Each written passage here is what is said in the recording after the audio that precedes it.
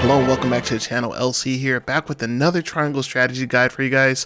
This time we ran a poll over on the YouTube community tab, and I wanted to know, what you guys were kind of wanted next from the channel, or what you guys are struggling with, had questions and stuff like that.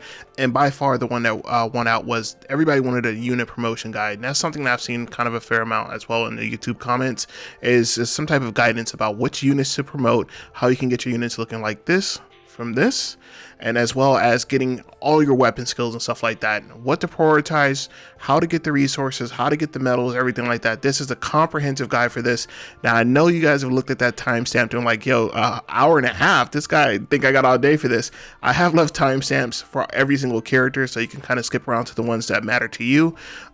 So keep that in mind. I do just want to give a huge shout out to everybody that has subscribed. We have 468 subscribers in the last month, and pretty much all of that's driven by Triangle Strategy. So I just want to thank you guys. And honestly, just making videos for Triangle Strategy has been a pretty big highlight of my year so far. It's been pretty fun to put out these guides, interact with the community, see different viewpoints, have discussions and stuff like that. So I'll be doing this for the foreseeable future. Let me know what other videos you'd like to see.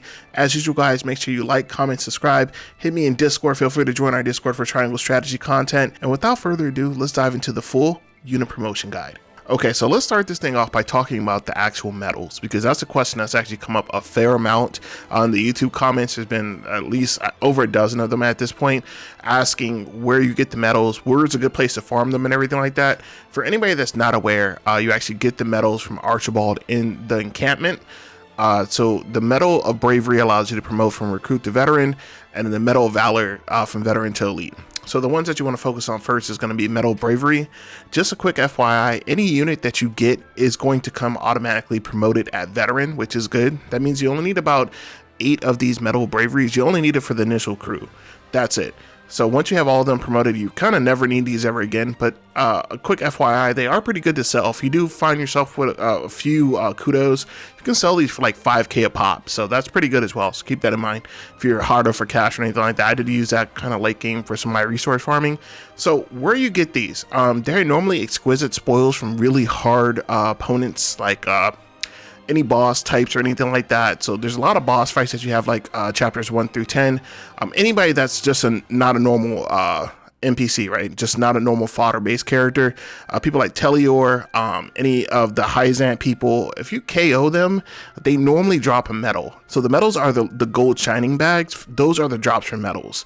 So you want to make sure you pick those up. That'll pretty much ensure that you always get a medal. Now, the first few stages, I want to say like 1 through 10, 11, 12, you probably start seeing Medal of Valors around stage like 10 through 13. That's when you start seeing them actually drop, because the game kind of knows that, especially if you're a new game plus or on your second run, you have pretty much already maxed out. You don't need any more Medals of Bravery. So it starts giving you Medals of Valor. As far as like increasing drop rate, as always, that's really going to come down to having the golden pinky ring. That's going to be your best bet for that. Now, the golden pinky ring, guys, honestly pays for itself pretty quickly. So it increases the chances of enemies dropping spoils when defeated. This is one of the first accessories that I got, because in order to max everything out, to get everybody fully upgraded and stuff like that, it costs a fuck ton of money. I can't church that up. I can't, spend that in any type of way. It just costs a lot of time, a lot of money, resource investment, stuff like that. So what I recommend doing is, as soon as you can, get a golden pinky ring. You can buy them from Lionel. I can't buy any more because I think you can only, the game only lets you get one.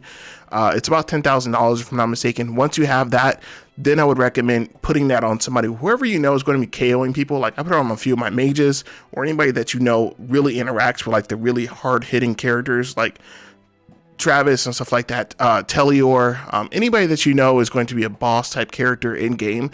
Make sure that whoever you're using to KO them definitely has a golden pinky ring equipped. It might actually be worth it to do a little bit of early game grinding in order to get the golden pinky ring, so that you don't miss out on those early medals of bravery. Past that point, what I would recommend doing is I traditionally don't recommend using mock battles. You can, because the mock battles don't really have any of those opponents. This game does require 4 different playthroughs in order to get all the characters, so that's a lot of boss fights. Between all 4 playthroughs and what you can get from Archibald, you have more than enough medals, right? Like, it caps you how many medals you can buy in your first playthrough for both bravery and valor. In most cases, you'll have enough medals of bravery. You might be missing 1 or 2 people. I think I ended up with like 6. There was like 2 people going into my New Game Plus that weren't promoted. I think it was like Geela, and maybe Benedict. Both weren't promoted going into my final playthrough with New Game Plus. That's fine. The Medals of Valor, they start dropping late game and stuff like that, and there's a lot of boss characters. From that point on, there's like boss characters every single round, so just kind of keep that in mind. Make sure you have somebody with the golden pinky ring in order to increase the spoils, and that's the best advice I can give you. Of course, you can always buy them from Archibald here, but the game does kind of hard cap you on that, which is a little unfortunate. He won't always have them for sale, like the ones that you need. Like here, there's only 2 here for Medal of Bravery, and then 11. This is like my 6th or 7th playthrough, so the game, it never goes to like 99 or anything like that, which is a bit unfortunate. It's a little bit time wasty, so to speak, but it's fine. Don't stress it if you're not getting the medals, as quickly as you want to. The best way to honestly get them is to play through the game. Not really doing mock battles. If somebody finds a mock battle where you can literally just get these consistently, let me know. But I haven't seen one, and I've done a lot of mock battles, pretty much all of them. But if you find one that consistently drops these medals, let me know, or let the people know down in the YouTube comments, and I'll make sure it gets pinned. But that's my recommendation for that. Just really go through the story, buy them when you can, but there's no real, outside of the golden pinky ring to increase your drops, there's no real way to air quotes farm them. Just be patient is what my recommendation is. So this is how we're going to do it. For each playable character, the entire roster, all 30 characters, we're going to take a look at 2 things. I'm going to go over what happens when they get promoted, like what additional skills and stuff like that, what buffs they get, and we're going to do that for just a regular class promotion, and then also their weapon skills. And I'm going to put this in a hierarchy as far as which ones are more critical to get, let's get them promoted first, as opposed to, hey, this can probably wait. Now this is going to be contingent about how your playstyle is, as well as what characters you favor. So I'll try and keep it as generalized as possible to see like how you can really maximize these characters' output early game, mid game, late game, stuff like that. So keep that in mind. Let's start with Serenoa. Serenoa, like everybody else, starts at, well, just pretty much a basic recruit. He needs to be promoted twice in order to hit his max efficiency. Promoting him from recruit to veteran, veteran gives him sweeping slash as well as strength in numbers. You can actually get a lot of his better attacks just in his recruit form. You can get delaying strike as well as hawk dive and pursuit stance. You can get all 3 of those in his base form, which is pretty good. And then once he gets promoted, he gains access to sweeping slash, so that's good. And then his final promotion gives him his elite one, which gives him shielding stance, which is pretty good. So that's one of the best like defensive measures in the game. As far as priority, as far as just getting his regular skills upgraded, I put it very high because Serenoa needs to be with you in every single story-based match, and having him on the weaker side of things is just not recommended. He was actually the first unit that I promoted consistently, so make sure you get his done first. As far as just his regular skills, once he's I let him sit for a while in veteran before he went to elite. I really wasn't like in a rush to get him to elite because elite gave him shielding stance, which I wasn't really using properly at that point. If you are a very defensive player, shielding stance might be worth it for you to just get shielding stance out the way. And then under convictions banner is quite good as well, but it wasn't something that I was like, wow, I need this right now. And then let's take a look at his actual weapon skills. Now this is going to be a bit different, and I'll have a timestamp later for this. So what I want to do is I want to break down regular like promotions and then actual weapon skill promotions, because they are 2 completely different things with 2 different levels of hierarchy and importance. So with his weapon skill 1, he gets a bunch of standard stuff. I would recommend doing this as quickly as possible. I wouldn't worry too much about the luck, because when his luck is all said and done, it's in a pretty good place either way without these luck increases. So depending on how much resource it's going to run you, I really wouldn't bother with that. One thing I would make an extremely high priority for Serenoa though is getting him to weapon rank 2. And the reason for that is going to be, this is good, weapon increase is good, HP increase is good, but the thing that actually completely transformed him as a character is Hawk Dive range +1. Once you give this man Hawk Dive range +1, he becomes a completely different character. He becomes a much safer character because you can do his most damaging attack from further away. It's just invaluable. It literally transformed him. He doesn't necessarily need to be right in front row or anything like that. He can still kind of be in the middle of the pack and still do a fuck ton of damage. So that's one thing I really recommend. Of course, you can always go for delaying strike damage up. You can kind of alternate between these, but once you get Hawk Dive range +1, I literally never switch it off because it is that damn good. The Lux, I wouldn't really, you can get to them when you can. It's not really that important.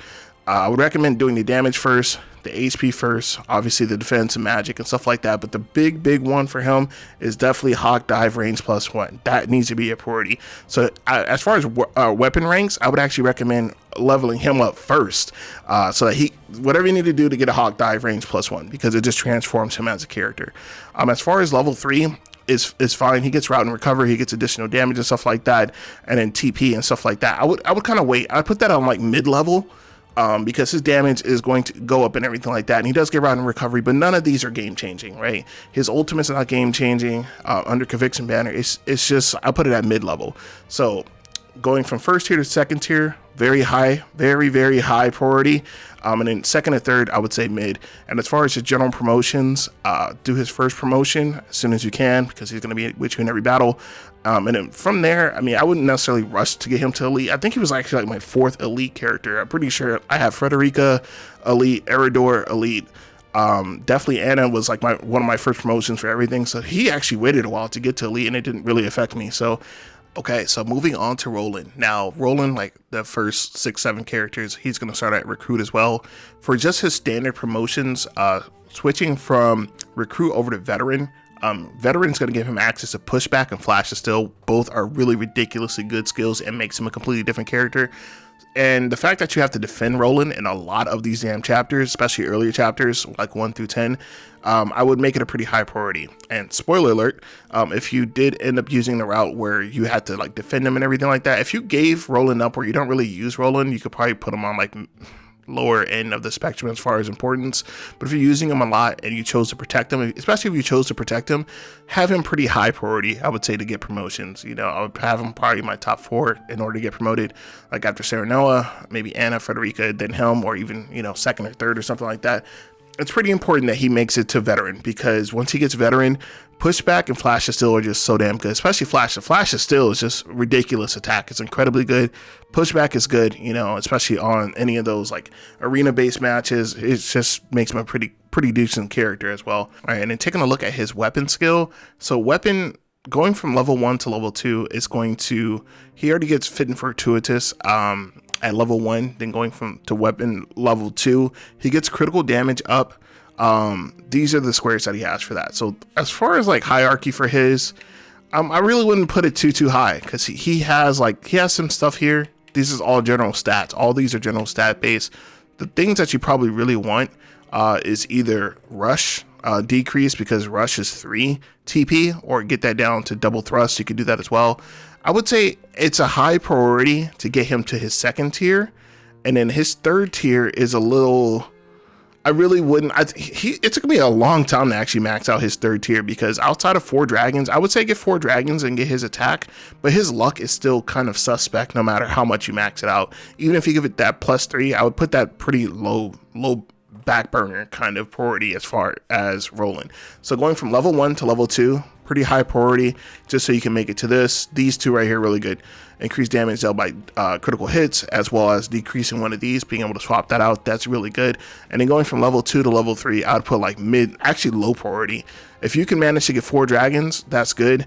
But he requires a ton of resources in order to max this out. So I actually put him on the low end, because he is completely fine with just being level 2, because he can do everything he needs to do, right? Like he can still be a pretty prominent force and stuff like this. I wouldn't even max him out until like my 3rd run. It just took a lot of resources. All 3 of those bottom tier ones just take a ton of resources. So I actually put that on pretty low priority, even with, you know, him needing to be defending and everything like that. Once he gets to level 2, he is more than serviceable. So that's it for Roland. Okay, so old man Benedict, I think, was actually one of the last people that actually got his initial promotion on my team, because he already was ridiculous in my opinion. A lot of things that he did, you know, even though each promotion gives you like a stat bump and stuff like that, him being a synergist, it just really wasn't necessary in my opinion. Like it wasn't high on the priority list in order for me to actually promote him. So he starts as a recruit, going from recruit to veteran. And veteran, he gets initial TP plus, which is really good. He also gets twofold turn, which is incredibly good as well. But if you look at just the 4 that he starts with, Raising Beast, Bulwark, Bird of Prey, now, that's already ridiculous. Raising Beast is so good, now is so good. Twofold turn, all his moves are really good, but these first 4 are already like in a different league, and the fact that you get them like immediately made me prioritize leveling him up much later, because I already knew he was going to be able to do his thing on the field. So that was just me though. And then for his final, you know, getting to elite only really gives him the remain calm passive skill as well. Then he gains the weapon skill, which we'll take a look at here. Let's take a look at his weapon skill. So priority when it comes to upgrading his weapons.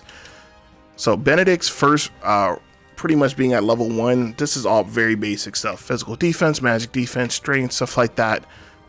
Get to that stuff when you can. I mean, I really wasn't out here like breaking the bank for that, because my Benedict really never attacked. He was always buffing somebody. He only really ever attacked when he was like really in my benefit, and other than that, he was always buffing people. So getting him to tier 2 is all pretty basic stuff as well.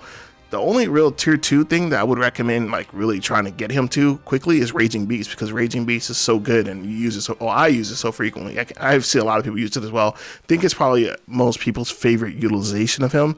So if you can get this, and as well as Bulwark as well, but this has to be mid-level. I wouldn't prioritize up leveling this, because he's already so good. He does everything that he needs to do at the level he's at.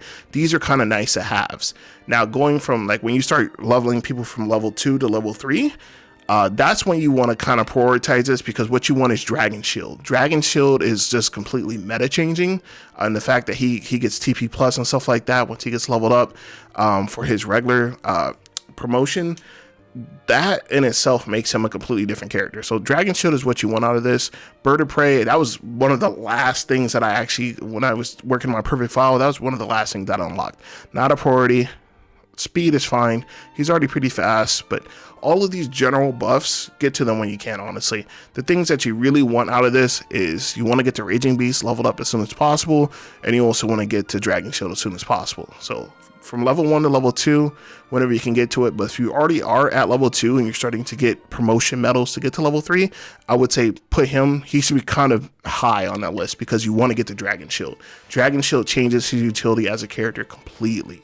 So yeah, that's it for Benedict. All right, now we got Freddy. So Frederica, for her, she starts just like everybody else. She starts at recruit level. She already has some pretty decent stuff being at recruit, honestly. She has a lot of her best attacks already at recruit.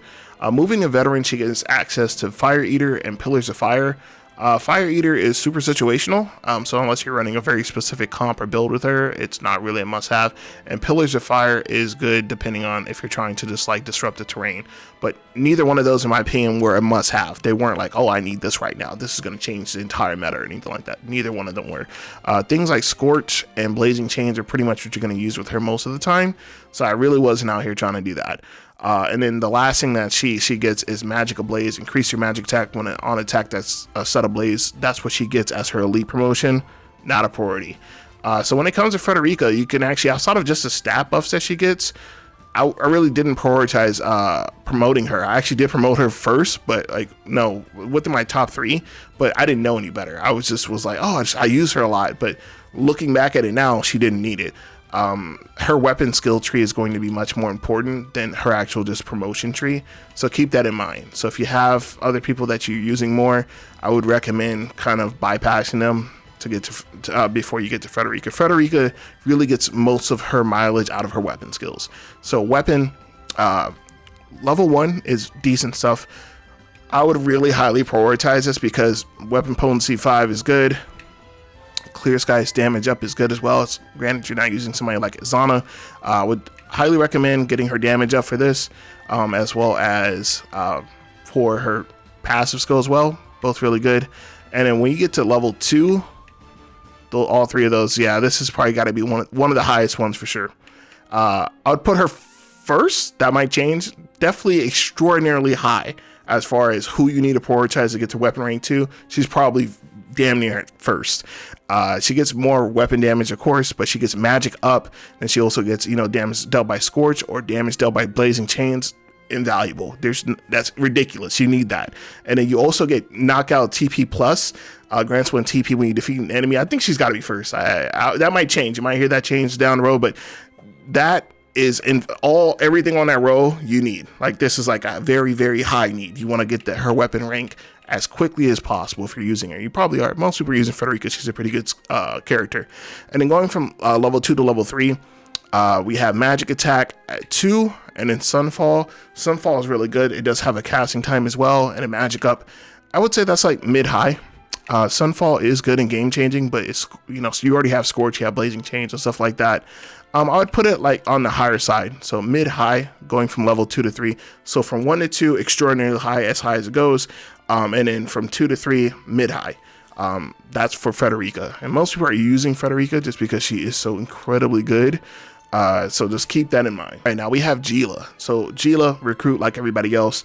Her first 4 skills, she actually gets at level 1, so that's fine. So all 4 recruit levels, Cure Wounds for those that need haste, Sanctuary. She gets all those at recruit. When she gets to veteran, she gets Heal What Ails You, which is pretty good, and she also gets Mend Wounds. So if she is your primary healer, I would recommend prioritizing that relatively high, because if she's all you got to make sure you use her and utilize her as much as you can. So I'd put her on a mid-high, on the higher side of the spectrum, especially if she's your only healer. If you're not into pellets or anything like that, or you don't have a lot of money, you have been grinding, I would prioritize this kind of high, because you need somebody out there that's going to be able to heal you consistently. And then going from veteran to elite, she gets Fight or Flight, the passive, which is pretty cool. So that's cool. You know what I mean? It's fine, but it's going to be on the lower side of the spectrum. So getting her to level 2, very important. Getting her to level 3, not as important as all. And then let's take a look at her weapon skill. Now her weapon tree is going to be pretty important as well. So her weapon tree is going to be the following. So level 1, not really that critical. She's at level 1. You can kind of get to these as you need to. Promoting her from level 1 to level 2, that's where you kind of start to see some of this good stuff. Really the best thing here is going to be magic attack +1, and then her tier 3 is where all the stupidity is. So going from level 1 to level 2, the only real thing that you need here, unless you're a haste user, which I don't really like haste in this game, honestly, I think it's just okay. Going from level 1 to level 2, I wouldn't say is a high priority, because the only real good thing here is magic attack +1. Of course, the defense and the HP up, that's all good and stuff, but like the real meat and potatoes is going to be this and this, getting her HP up and getting her magic attack up. So not really high on a priority list. You can kind of get to that when you want to. I think I actually went into my new game plus with her not being promoted to weapon rank 2 or maybe even 3, because I was barely using her after a while. So going from weapon rank 2 to 3, this does need to be a priority. Once you get her to 2 and you have most of this stuff start getting maxed out, if you get a medal, I would highly recommend utilizing it on her. And it is going to be costly, because she has 3 things here. So the more items there, the more expensive it gets. Make that a high priority, because that gets her magic attack up. This is a really good one as well. Ability range +1, so she can actually be a bit further away using some of these abilities. Thumbs up for that.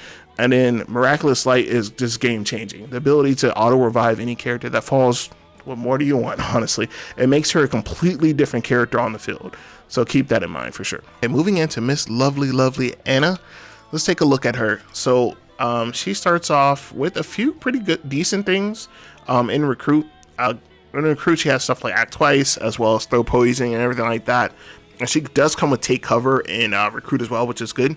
Moving to veteran, she does get some good stuff like Slumber Stab, as well as Surmount and Remain and Recover. So actually, I think she was the first unit I promoted. It was either her or Serenoa. I want to say it was her, because I liked her outfit change and everything like that. And I used her way more than Serenoa. She was my go-to in my first run.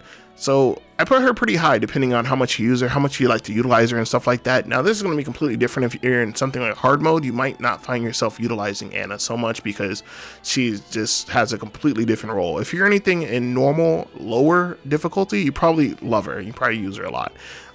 So if you're not in hard mode or new game plus hard mode, then I would strongly recommend, she's probably already leveled up, but I would strongly recommend having her be one of the first five that you actually promote, just because she does get a lot of value out of going to veteran. And going from elite, she gets her surprise attack passive, which is really good.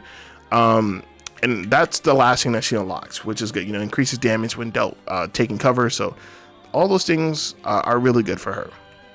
So as far as going from level 1 to level 2, relatively high priority. Level 2 to level 3, I wouldn't highly prioritize it. Outside of the stat buff, she only gets another passive, which is good if you're in hard mode or something like that.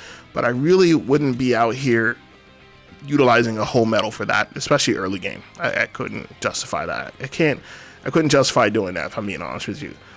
All right, and then let's take a look at her weapon skill. So weapon skill, all this stuff is good for her. Accuracy +1, speed, you know, all this is par for the course. Damage, you kind of want to get to all that. One thing I would recommend trying to get pretty quickly is back attack damage up, increases damage when attacking enemies from behind. All of her stuff just kind of stacks, right? She has a bunch of passives that stack, like she comes out of cover and attacks somebody, back attack, stuff like that. If you utilize her properly, a lot of her buffs just stack automatically. So just keep that in mind.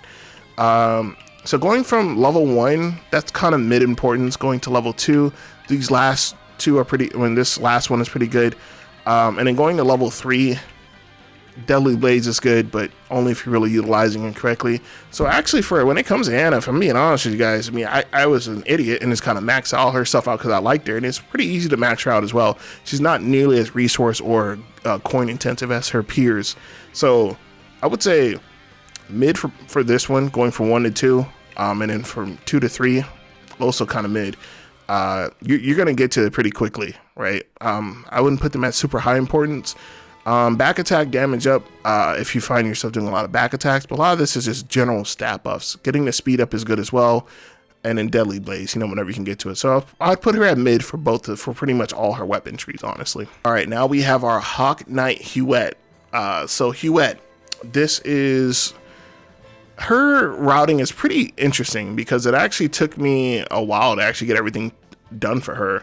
I mean, in Crew, she has a lot of good attacks. She has Hawksbane, Blinding Arrow, Fell Swoop, all those. When she gets to Veteran, she does get Shadow Stitching, which is really important. So that's going to be good. A Rise in Range as well. Increase the range of the first normal attack used after the battle begins by 2.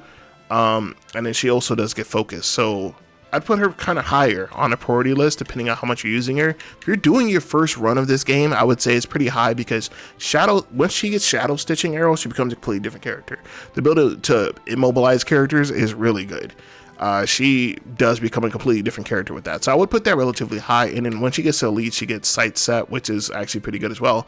It kind of just makes her like a sentry almost. She just attacks anybody that's within a certain vicinity, but it's not really something that I would go out breaking the bank for, honestly. It's kind of like, all right, if you have a medal to spare, go ahead. So going from level 1 to level 2 for her regular promotion, I would say relatively high, mid to high, and then going from level 2 to level 3, not really important at all. Taking a look at her weapon skill, this is going to be a bit different. She has some good stuff, you know, accuracy and stuff like that. All her tier 1 stuff is pretty vanilla. Kind of get to that as you can. Going from level 1 to level 2, she does get accuracy up. Shadow Stitching, this is important. So all these things become her importance going from level 1 to level 2. Once you get her to level 2, she becomes a different character. So I would put that importance pretty high. So if you can start getting stuff like weapon damage as well as accuracy up, those are excellent for archers, obviously, but these right here, this alternate, you know, increasing Shadow Stitching duration, incredibly important. Increasing blinding duration, also incredibly important. And then insult to injury, which is a pretty good passive as well, critical hit rating. So I'd put that pretty high. The priority of getting her from weapon rank 1 to weapon rank 2, very high. Getting from 2 to 3, accuracy goes up, normal range attack, and then shooting star. That's got to be kind of high too. Reason being, normal attack range +1. That's invaluable as an archer.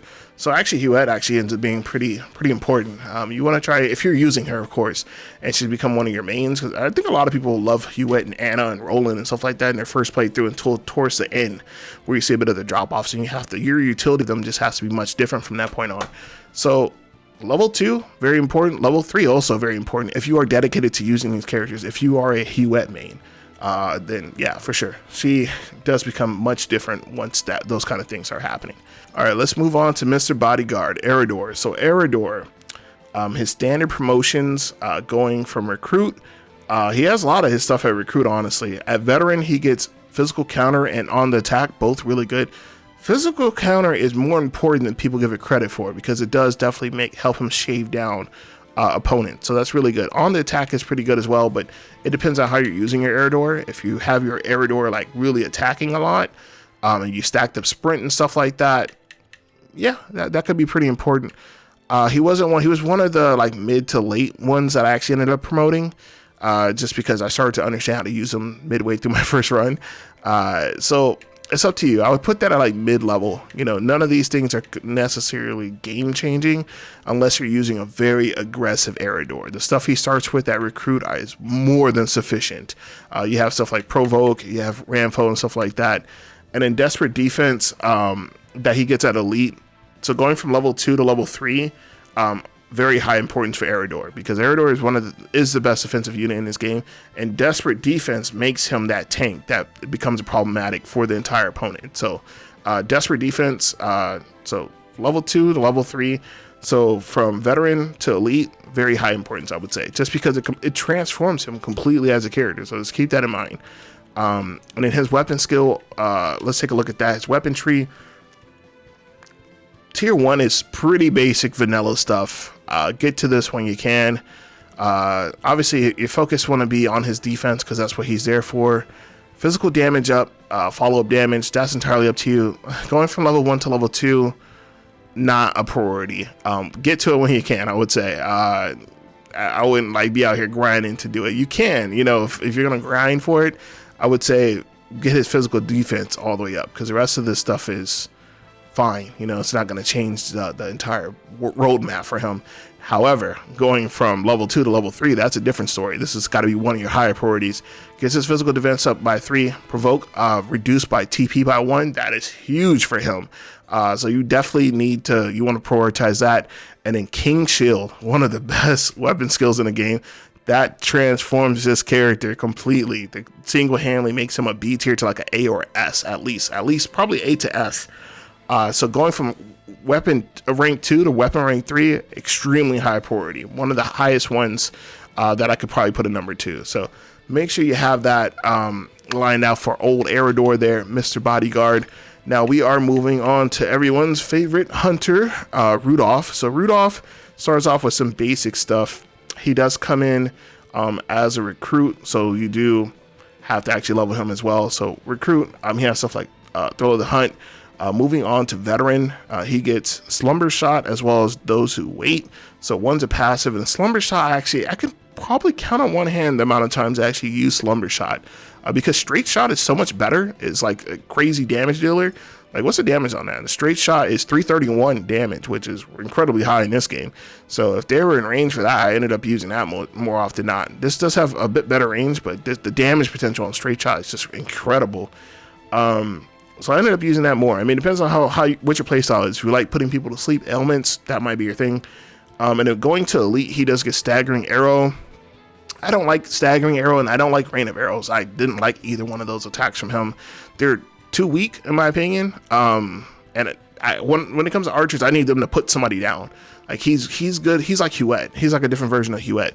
He's good at like doing a follow-up attack, initiating or something like that. He's not going to be the one to put somebody down unless you're using Straight Shot, of course.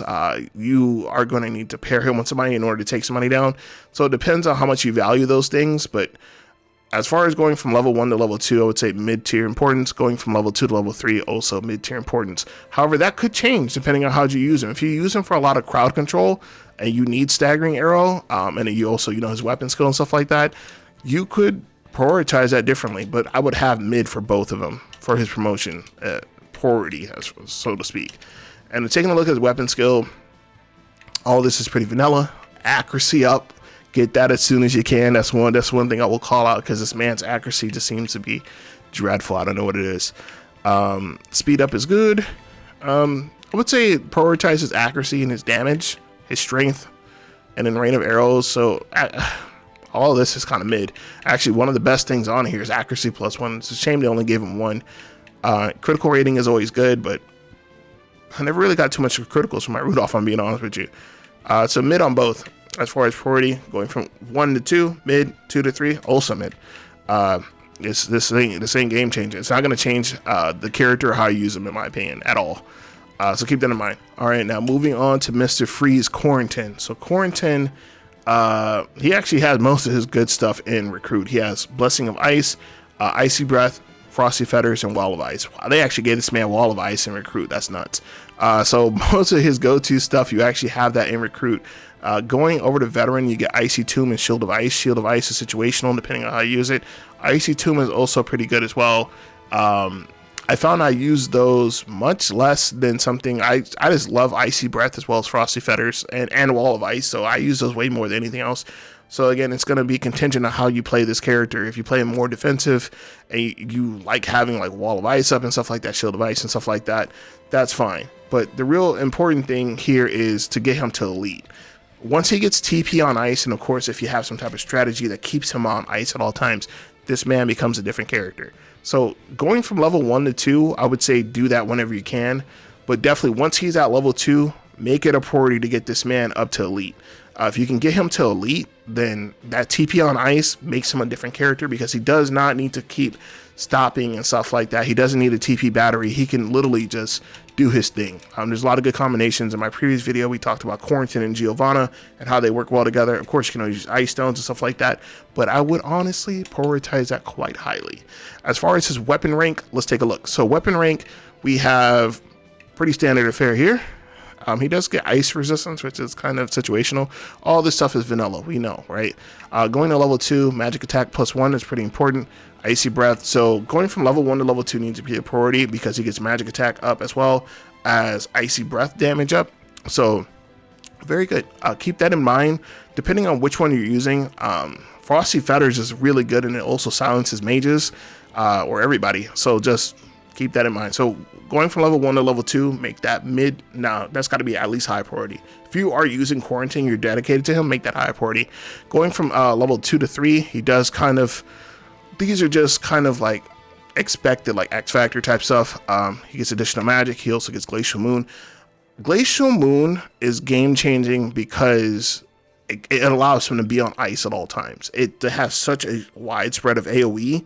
It allows him to do his thing like just all the time, essentially.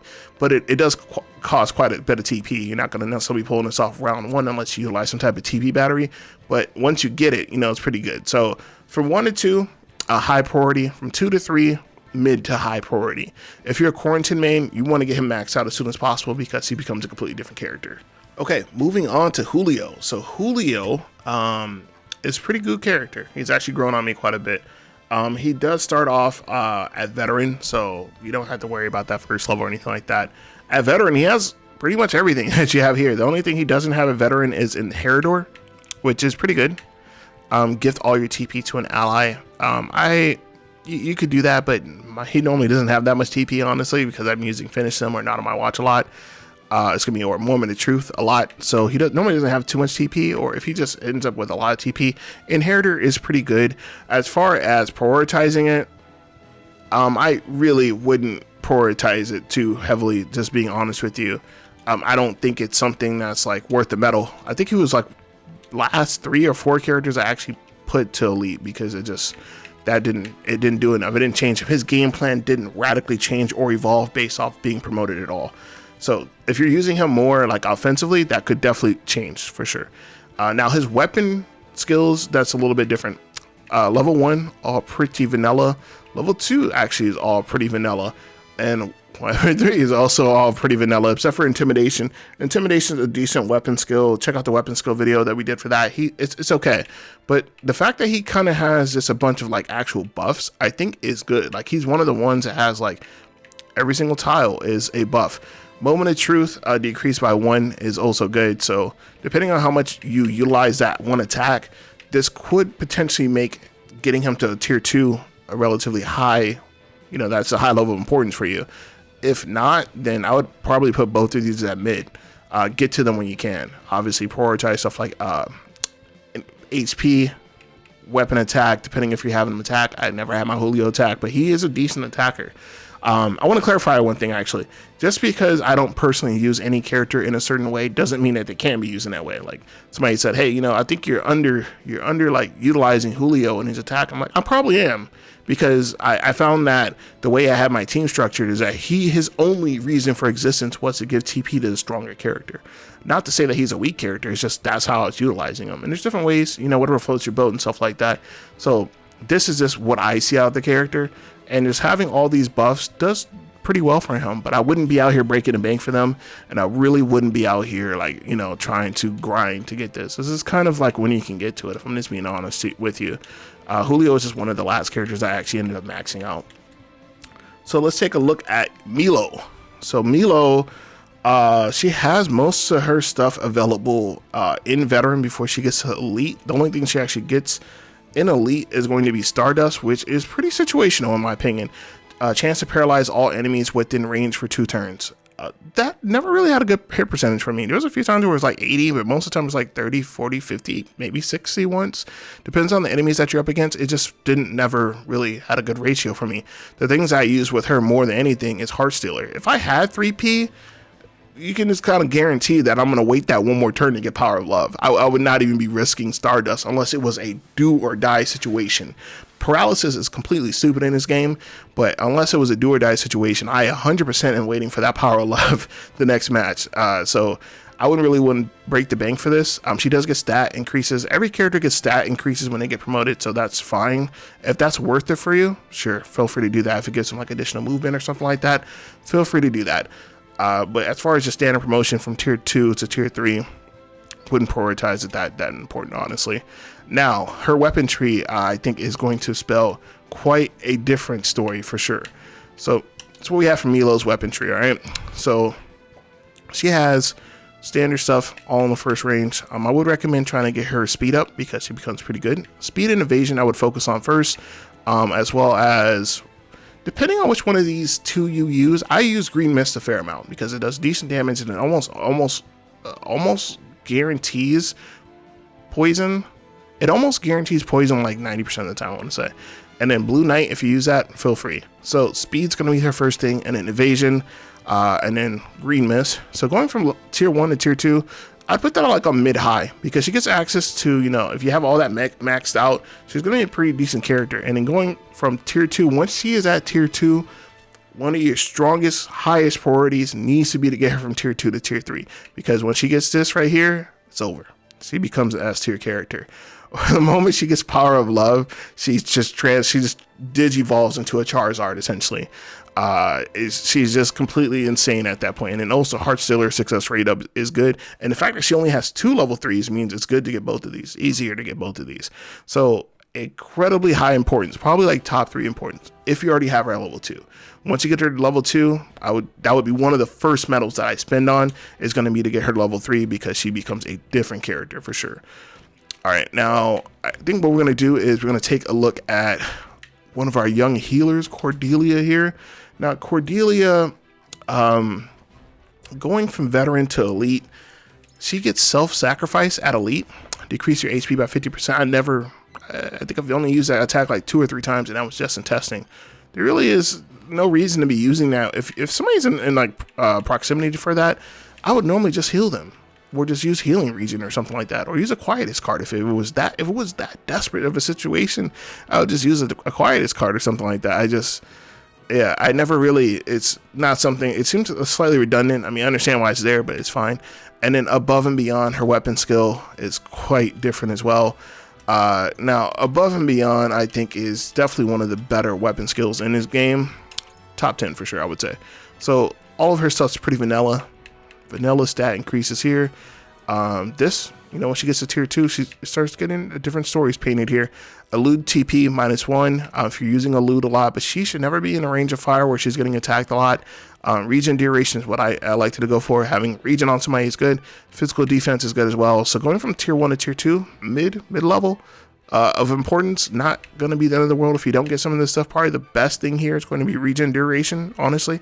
And then once you are at level 2, she's just like Milo. Once you get her to level 2, definitely prioritize getting her to level 3 for sure, like as soon as possible.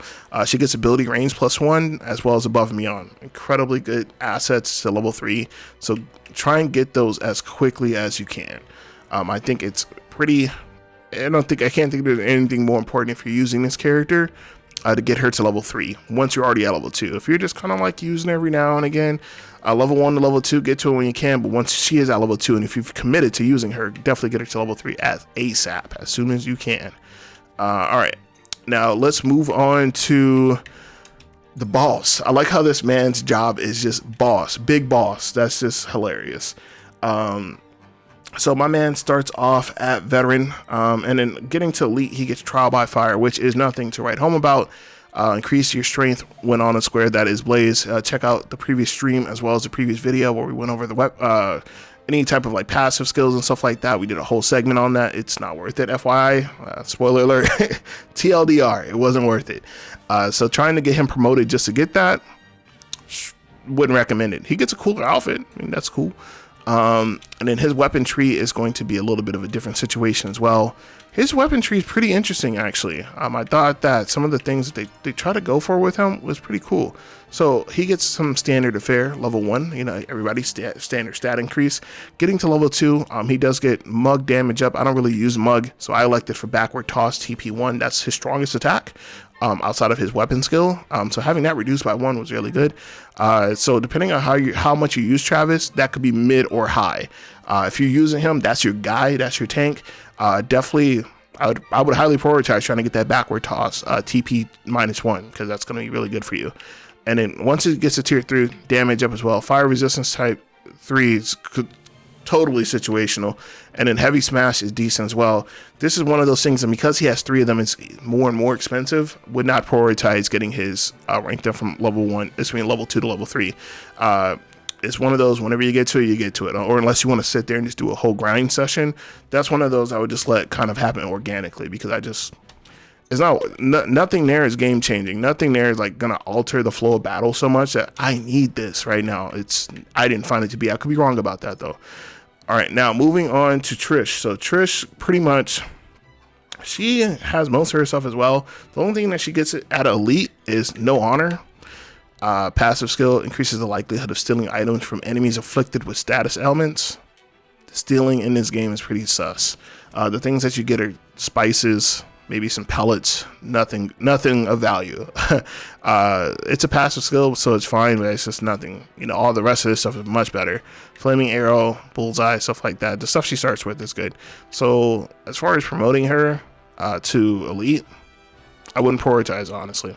Outside, unless you really want that stat buff, I wouldn't prioritize doing that. If I'm just keeping it 100 with you. Her weapon skill, her weapon tree is pretty good. Tier 1, all vanilla stuff.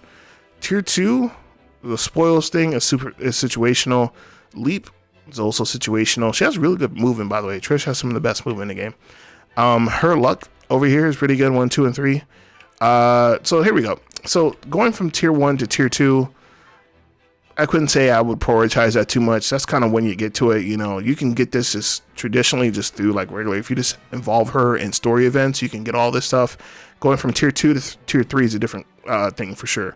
She gets another damage increase and she gets act again. When she gets act again, she's a completely different character. And then the fact that it lasts for 2 turns is really good. And if you couple that with something like twofold turn with Benedict, things are again real hilarious. So she becomes quite a different character from that point on. So level 1 to level 2 prioritization is going to be mid, low. Oh, this is probably one of the first lows. Tier 2 to tier 3, mid high, mid high for sure. Depending on if you're using her a lot, I would definitely have her high on the list. Okay, then we have General Avlora. So Avlora is one of those characters that kind of comes ready. She doesn't need, I mean, everything does make her better. Getting to elite, depending on how you are utilizing her, she gets Lone Wolf. Increase your stats, the fewer units you have on the field, the greater the boost. Now, there's a really terrific video by, I believe his name is Ice Coffee Gaming, where he has this technique where it's called Death Ball. But essentially, there's 5 characters on the field. I'll try and intersplice the footage here or something like that. There's 5 characters on the field, and because there's less characters on the field, she just becomes higher damage, higher defense, higher HP, and everything like that. She just becomes ridiculous. So there's a tactic you can employ, and if you really are trying to get to that tactic, maybe it's worth it for you to upgrade her as soon as possible. I didn't really find it took me a while to upgrade her. If I'm keeping it 100 with you, I really liked her previous outfit. That outfit she has really is way better than that gold armor they give her. This looks sick. I love the way this looks. That's just kind of a little nitpick, but unless you're really going for that tactic, you know, then it wasn't a priority for me, honestly. Or unless you're really committing to using as few characters as possible, that's fine. As far as her tree, it's pretty standard affair here. getting to level 2 is pretty important for her, I would say, because she gets risky maneuver damage up. And risky maneuver, especially using that tactic I talked about, becomes pretty fucking stupid. She starts doing an ungodly amount of damage. She's one of the best physical attackers in the game once she gets this. So I would say that's kind of high. Getting her for 1 and 2 if you are going to be an Avlora main, which we all are. Let's keep it real. That's going to be pretty high. I'd put that in high priority just for risky maneuver. Of course, all this stuff is good, right? Like weapon damage up, HP up, all that's really good to have. And then weapon rank 3, all of this stuff is pretty essential if you're going to be a Avlora main. More damage, Desperate Strike 2, increased physical damage when below 25%. That's going to probably be exclusive to stuff like hard mode, as well as new game plus, like maybe normal mode, because in traditional modes most characters don't really get to 25% or low. But if you're going to be using her like that, it's really good to have. And then you have Bloody Cross, which is one of the best looking weapon skill in the game, but also the knockback is incredibly good as well. So going from 1 to 2, that's high level, I would say, if you're using her, and then also pretty high level as well, going from 2 to 3. I would prioritize that if you're going to be an Avlora main, for sure. She would be high on my list for both of them. All right, now moving on, we have everybody's favorite barmaid, Hossabara. Now, I've been having a lot of conversations about Hossabara in the Triangle Strategy Discord, and a lot of people they either love her or they just can't find a place for her. Unfortunately, I fall in the second camp, is that she just doesn't fit any of my teams. I mean, she could be made to fit one of my teams, but I feel like it would take so much away from my team. She has a lot of stuff going for her. Like, she comes veteran, and most of the stuff she gets is in her veteran rank. As an elite, she only gets up and up, which is pretty decent. It deals more damage the more TP you have, and she's going to be a character that has TP a lot, because she ain't really going to be your main healer with Be Brave. That's more of a situational. It's, hey, somebody needs healing, let's do that. Cleave is decent, and then Pushback is also decent, but like these, like, they're not that, like, her standard attack is 225. Like, these things aren't even cracking, you know what I mean? Like, this barely doing more than her regular damage, and it does, you know what I mean? It's okay, but she gets everything she needs in veteran. So going from veteran to elite, I wouldn't put it high priority at all. That's just me though. I can't see myself. I didn't pour. She was one of the last people I promoted as well. But if you're a Hossabara main, maybe it's worth it for you. Maybe the stat increase is worth it for you. But she couldn't leave mid, like, priority as far as I'm concerned. As far as, hey, this person needs to be put in the elite immediately. As far as her weapon tree promotion, priority, all standard stuff, vanilla stuff, tier 1, and then this is just also pretty, neither one of these are game changing. If you get be brave, it's okay. All this stuff is just okay. And then when she gets to tier 3, I think that's cool because she gets movement up, and then she also gets catapult. Catapult's one of the better things she has going for her as well. So going from tier 1 to tier 2, mid, maybe even low. And then going from tier 2 to tier 3, I would say mid-high, because catapult's terrific. Movement +1 is also very impactful as well. Those are things you are going to feel on the battlefield, so I would recommend that. And now let's take a look at everybody's favorite stage, Narve. So Narve, I think, has some pretty good stuff going for him. Honestly, he has most of his stuff in veteran. In elite, he only gets extending your reach, which is pretty good. You need that, actually. Increases the range of command abilities by 1. You kind of need that. So if you are a Narve main and you really like what he has to offer, he's a generalist, which I think can be they can be a bit of a struggle in this game, to be honest. Him and Hossabara have exact same issue. People just fill their roles much better than they do. Extending your reach is very essential, especially for a mage. So I would actually put that pretty high priority. I'd put him on high priority. If you are using Narve, get this man promoted, because once he gets extending your reach, that's really good for mage. I mean, what more could a mage ask for than to be even further back doing insane, chaos and calamity? As far as his weapon tree, he has some good stuff here. He has some good stuff going on. He immediately gets, fire damage up or ice damage up. And then on the second level, he gets wind or lightning. And you can swap these off. I actually didn't even know that. This is a Pepe God moment for sure. I didn't know you could even switch between these until like my second playthrough or something like that. I was like, what the hell? Like, I randomly pressed on. I was like, you can switch between these? I just literally thought, I was like, okay, you did this and that's it. But the fact that he can really be changed to pretty much serve any type of measure that you need on that battlefield is very important. And he does definitely have his utility. So level 1 and level 2, if you're using Narve, getting him to level 2 completely impacts his versatility. So I'd put that high. Going to level 3, from level 2 to level 3, it's just okay. He gets his magic attack +2, and Mystic Beam I don't think is anything to write home about. It's a decent ultimate weapon skill, but not really worth the upgrade or the resources or anything like that. If you actually left him at weapon rank 2, I don't think you see too much of an impact. I mean, you could get the magic attack by just putting an augment on him, and Mystic Beam is just okay. This is not that great in my opinion. So 1 to 2, high priority. 2 to 3, mid to low. All right, now we have Medina. So Medina is she has pretty much all her broken stuff in veteran. The only thing that she really gets outside of that is Lady Luck. Chance to obtain a bonus recovery pellet when picking. She never even picked up a spoil ever, so it's anytime I use her. So she gets all her broken stuff in veteran. So she can actually be in game ready, just being in her normal veteran stance. So getting her to elite is up to you. If the stat bonus is up to you. If you find worth in it, go ahead and do it. If not, it's understandable. Would not prioritize getting her up to elite super quick. Now, let's take a look at her actual weapon skill. I think that the weapon skills here, honestly, are pretty decent for her. See? So she has decent stuff here, all run-of-the-mill stuff. I would recommend getting her speed up. Her luck, it's fine. You know what I mean? Celestial Solve is pretty good as well, depending on if you're using her as like, hey, this is my only healer on the field. Going from level 1 to level 2, it's all good stuff, you know, it's all vanilla stuff, but it's all good stuff, you know what I mean? It's not too expensive, you know, in game to get all this stuff. Level 1 to level 2 is mid. Level 2 to level 3 also I would have to say mid. They had a lot of like importance on her attacking, but she only never really attacks. She is not throwing an item, then she has wasted a turn as far as I'm concerned. Her attack is decent. She can take a hit and she can give a hit, but that's not what she's used for. And the Celestial Salve is okay, and then the Luck Up is all good, but mid on both of them, honestly. Mid. I don't see a reason for any of it, honestly. She functions completely as a completely absurd character, being just a veteran and actually just also being not even fully leveled up. She does her role exquisitely, so keep that in mind. And then we have Yen's. So Yen's promotion, the only thing he gets is Hell and Hardy, which is one of the most like super situational.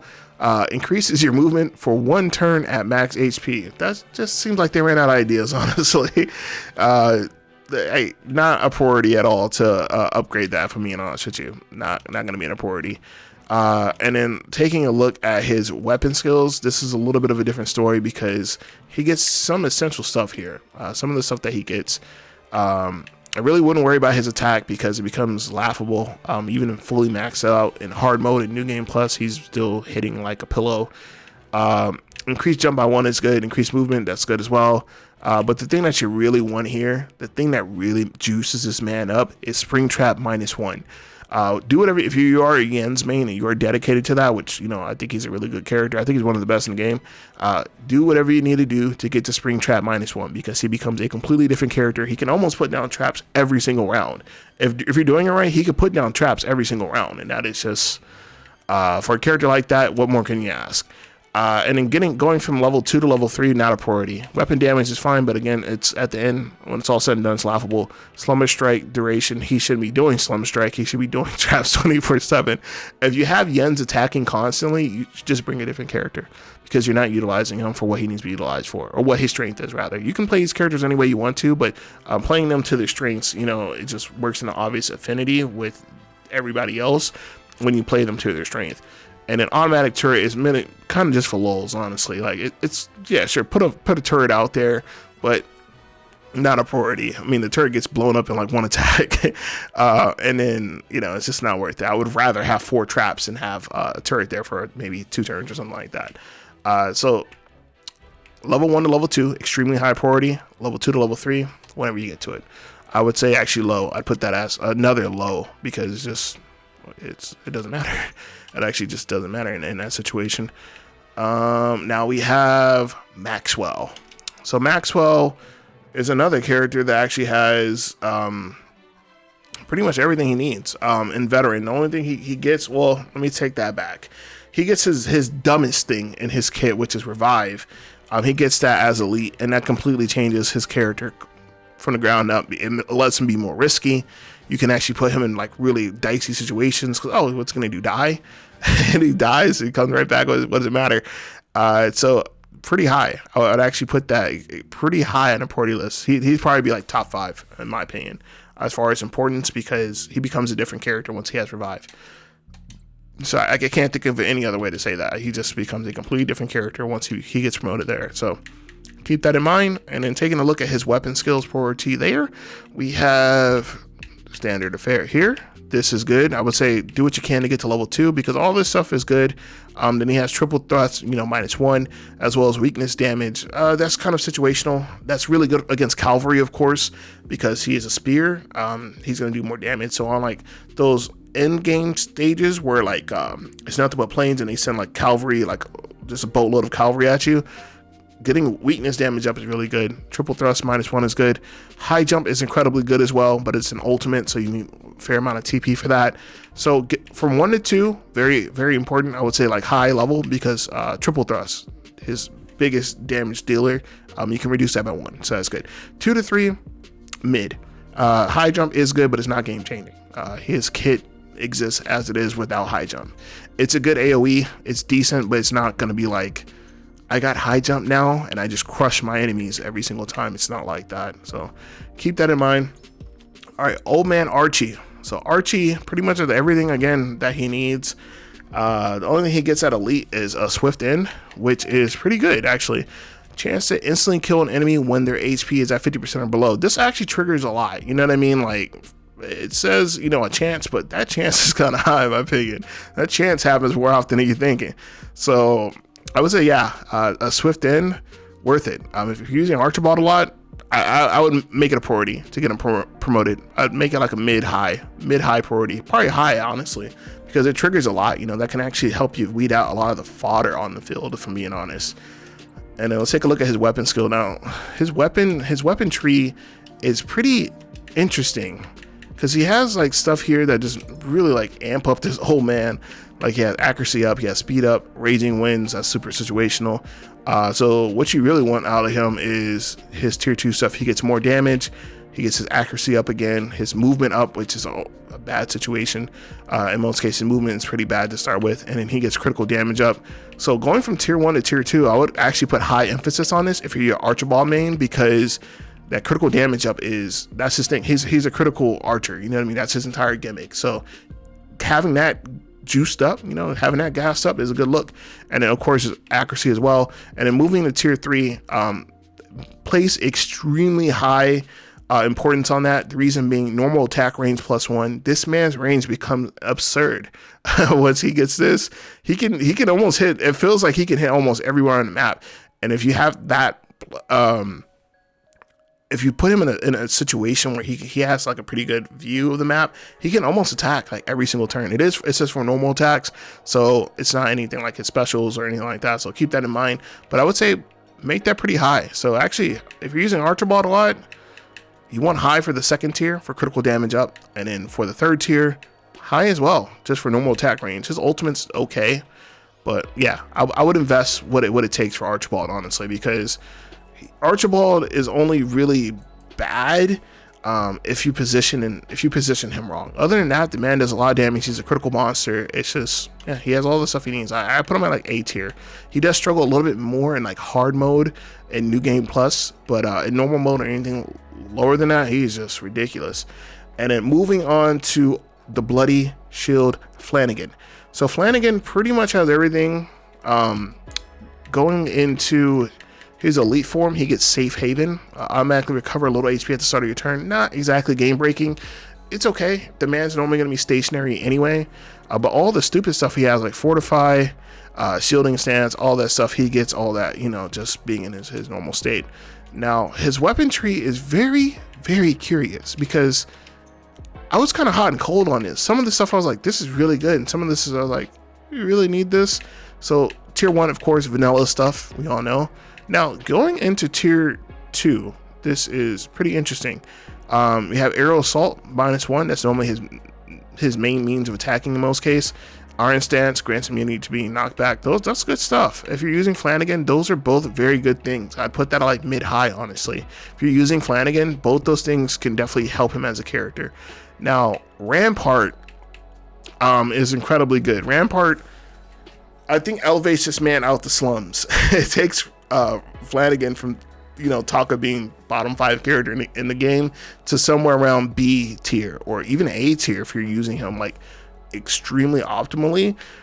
There's a good argument that this man could potentially be A tier. In my eyes, he would never leave B plus tier, but that's just me.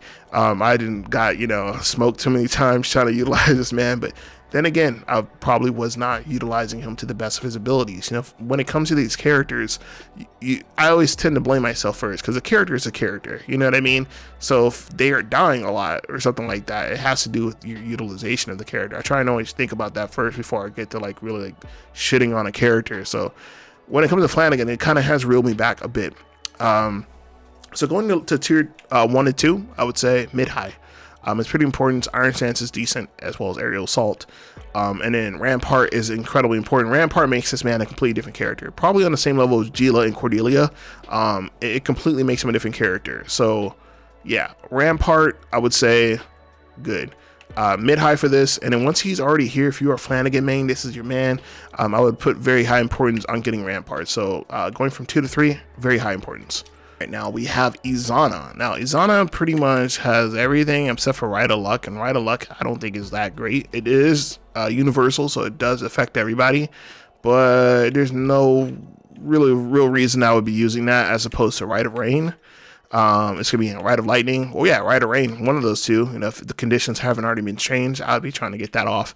And then Rite of Lightning, I just can't see a world where I would be using Rite of Luck a lot.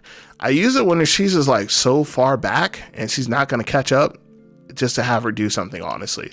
That's the only time I really use that. It's decent, but like there's so many better things that she could be utilized for. Let's take a look at her weapon tree. So tier 1, I think it's pretty important. Passive skill, increased lightning damage dealt during a rainstorm. And then this is for the wind damage and stuff like that during Tempest. I very rarely use Tempest, honestly. I think that her lightning damage is so absurd that there's no reason normally to use Whirlwind at all. So tier 1, very important. And then tier 2, very important. Also, depending on if you are committed to using Ezana with every single time she's on the field, you do it right, whether it's Tempest or Rain. If you're committed to that playstyle with her, all of this is very important. Like you need to have both tiers maxed out, so both of these become like high. If you kind of only sort of use her, both of these are like mid. I used her a lot through my first playthrough. I used her and Frederica were my first mains, so I had all this stuff maxed out, and you can feel it, especially like the thunder damage. If you use Rite of Rain, she starts hitting like a jackhammer. She does do the damage. And then tier 3, this is probably one of the lowest ones. Magic attack +2 is good, but this I still am not sold on Rite of Thunderstorms. Even with the Quahaug stop thing, I'm not sold on it. I still think it's one of the more suspect ones for sure. So I would not place high emphasis on that at all. So these two high, depending on if you're committed to using her rights every single time. If not, just put them at mid. And then tier 3, literally low priority. Not recommend. I would not prioritize getting that at all, because it does not do enough. It's not game changing unless you're committed to the Quahaug T strat, honestly. Now we have Lionel. Now Lionel is actually quickly becoming one of my favorite characters in the game. So Lionel pretty much has everything. When he gets to his elite status, he gets endless speech. So this is probably top 3 prioritization of characters that you need to promote to get endless speech. Before Lionel gets endless speech and golden opportunity, he is like, it's like a C tier character, maybe even D. Once he gets endless speech and golden opportunity, the man is like just shy of S tier, in my opinion. He could take a hit, but really the thing with Lionel that a lot of people, either the frustration that people have told me about Lionel is that they're not always committed to the patient strategy. You have to be patient to use Lionel. that's pretty much the beginning, middle, and end of it, is that you have to wait to get the TP. So unless you're using a TP battery, or even if you are using a TP battery, you have to wait. He can't really be in the fray, but in my opinion, he more than makes up for it. Once he gets in the fray, the shit he can do is so game changing. It's worth it. I would wait 3 turns to get some of this stuff. Endless speech is incredibly good. Chance to silence and put them to sleep for 2 turns. Has a pretty good hitbox as well. And then let's take a look at his weapon skills as well. So I would highly prioritize that. If you're committed to using Lionel, even if you aren't, if you want to bring him along for certain maps, he can definitely turn the tide with just that. So tier 1, he has some decent stuff. Like this is, I wouldn't be rushing to fill this out. Whenever you get to it's fine. And then also, this is also all garbage. Essentially, it's all good. Don't get me wrong. It's decent. It's kind of, it's nice looking garbage. Honestly, it's the best way I can put it. It's all irrelevant. Everything on these first 2 panels are completely relevant. So if you're committed to doing what you need to do to get the golden opportunity, that's fine. But honestly, if some of this stuff isn't filled out or not done or anything like that, if you're just literally, if you didn't do anything with him, but just, do the bare minimum to get the golden opportunity, you didn't do anything wrong, in my opinion. All the rest of this stuff, when it comes to using Lionel at his most optimal, is completely irrelevant. Maybe luck, that's it. But this is what you need. So level 1 and level 2, get to it when you can, unless you are on a mad dash to get to level 3, to get the golden opportunity. So top 2, low, unless it's a mad dash. And then once you are at level 2, I would prioritize doing what you can to get to level 3 in order to get the golden opportunity. Endless speech and golden opportunity are just 2 incredibly good skills. Golden opportunity is busted. It's one of the best weapon skills in the game, and it makes him a completely different character. This is one of those situations where getting this transforms the character. It literally is a digivolve situation. So extremely high importance getting him to level 3 once he's already at level 2. All right, and let's take a look at Groma. So Groma actually comes with a lot of good stuff already. And if you guys see me looking over, essentially what I'm doing is just cross-checking the skills and everything like that, because I have everybody already leveled up and stuff like that. So I want to make sure that like all the stuff that I'm telling you as far as when you get this stuff is correct. So that's what that's about. Going to elite, she gets desperate evasion. Increase your evasion when your HP is at 50% or below.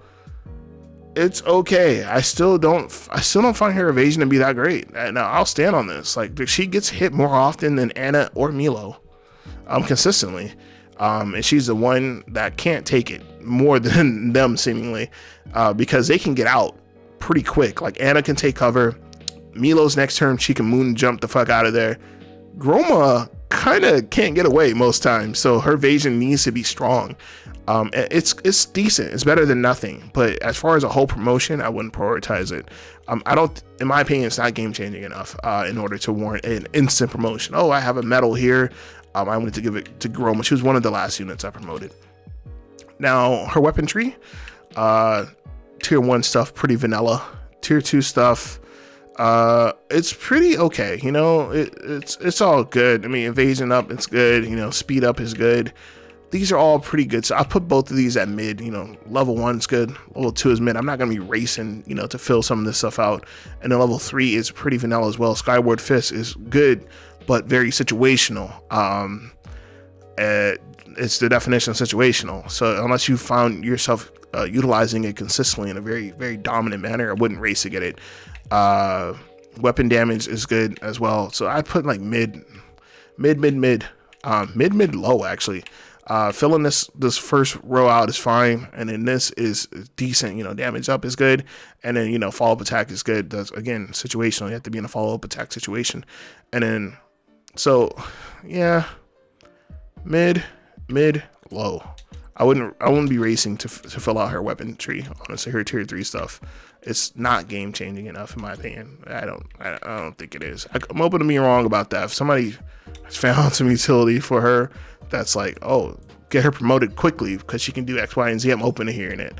Piccoletta, which I think Piccoletta is like straight up just missing skills. I don't know what's going on. I don't know what happened with that. She's just like straight up missing skills. So Piccoletta, So she doesn't have a lot of skills to begin with, and she starts off with most of it. The only thing that she gets at elite is switch places with your clone, which I think is probably one of the worst elite skills, because the clone is a distraction. The clone war is supposed to be out there in order to, take the brunt of the damage. So, and then you can't control the clone either, right? Like, the clone's gonna kind of like do him, so you don't know where it's going to be. It could be in a bad situation, you know what I mean? And why would you want to switch with it? It just defeats the purpose of the clone, in my opinion. I don't think they thought that through. I think they should have, I don't know, made they should have tweaked that maybe a bit more. So that's probably one of the last promotions. I think she was the last promotion. Her and Decimal was the last promotion I did. Nothing there game changing. Did not prioritize it. As far as her weapon tree, she only has one thing on her weapon tree that's worth getting. And that is...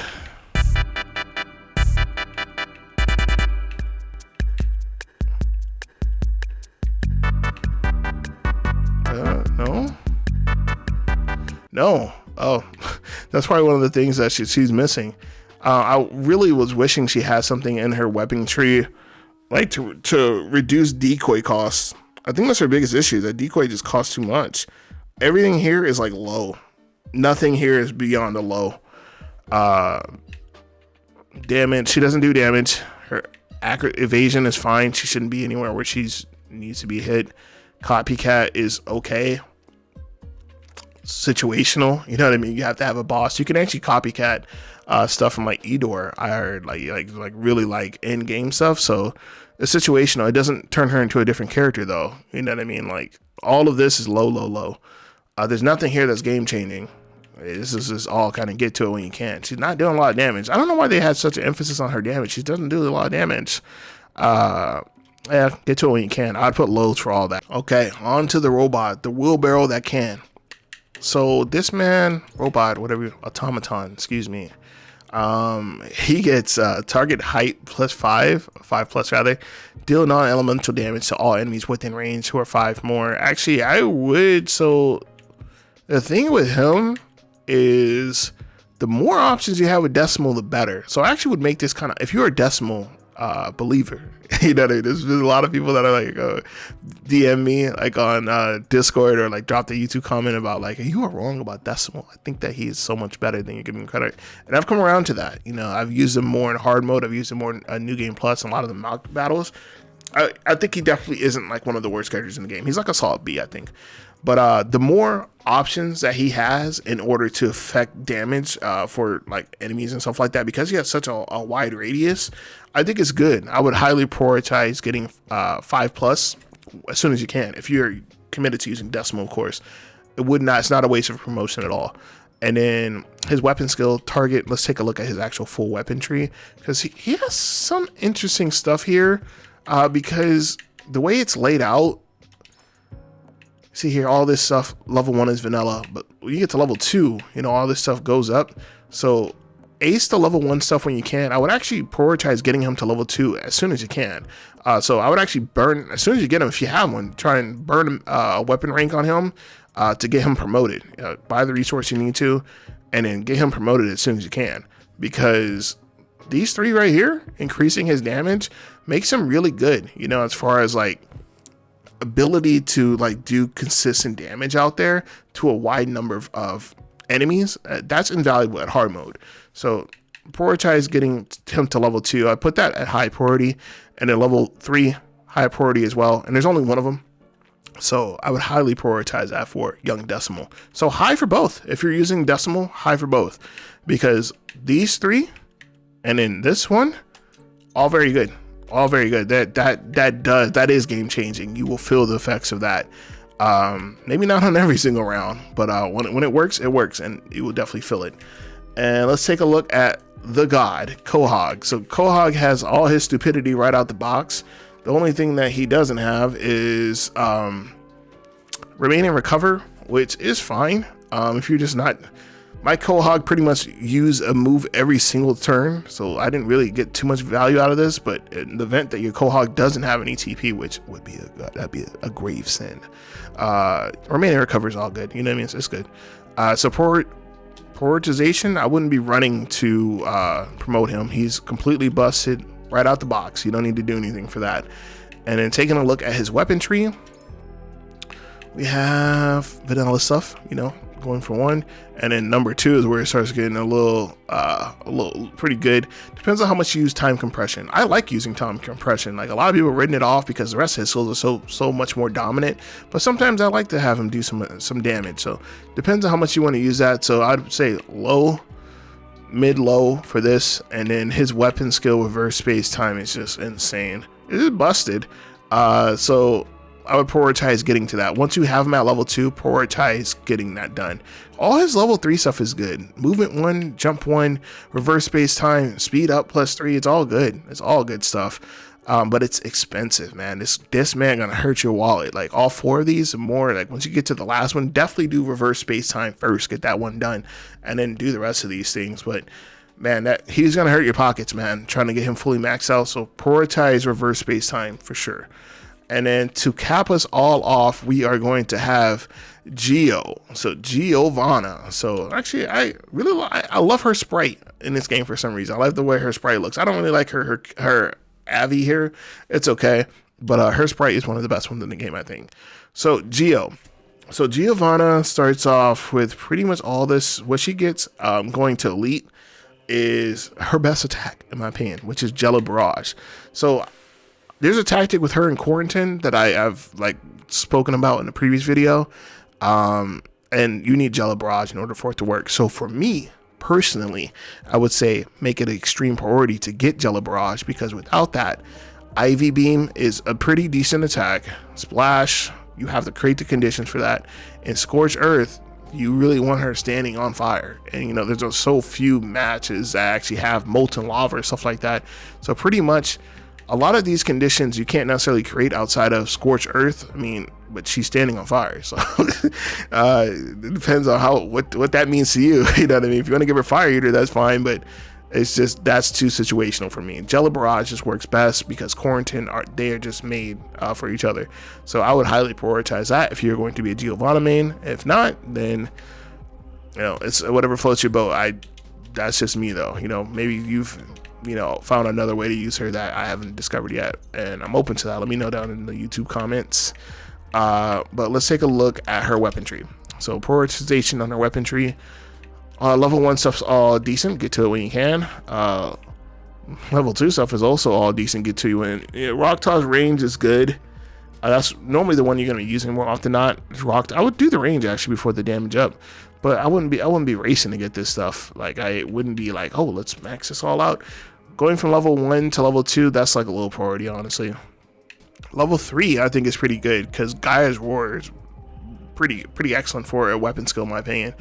And then that, affects, if I'm not mistaken, correct me down in the comments below, but I believe that affects all terrains as well. She can use that wherever. So that gives her an attack. If she has a TP, of course, she can always use that attack. That's pretty damn good, in my opinion. So keep that in mind. I'd put level 1 and level 2 pretty low, but once you're at level 2, if you are committed to the Giovanna train, try and get the Gaia's Roar as soon as you can, I would say, because it does change her into a different character. It does require a bit of TP, but the transformation that you feel from it is pretty good as well. Okay, so that's going to wrap it up for the entire promotion guide. I hope that I was able to kind of provide some insight as far as when you want to get these characters promoted. That's one thing that I've seen a lot is, hey, where do I get the medals? How do I farm the medals? And how do I get these people promoted? And which one should I promote first? If I'm being honest with you, there's only a few wrong answers, and that only comes down to like promoting people and then you stop using them. That just means it was a waste of resources, but that all becomes irrelevant past your second run, because at that point you have so much money, you have so much resources and stuff like that, it doesn't matter. So keep that in mind. So I hope that this definitely worked for you guys. As usual, guys, if you like the content, make sure you like, comment, subscribe, join us in the Discord for some triangle strategy discussion, and we are on the road to 1,000 subscribers. You guys have been insane, honestly. We got about 500 subscribers. You guys pretty much just like double the subscriber base of this channel within less than a month. So I can't thank you guys enough. Please let me know what you want to see next for triangle strategy content. Hit me on Twitter, hit me on Discord, but I just want to kind of provide content that I think will be useful for you guys. But as usual, guys, LC signing out. Peace.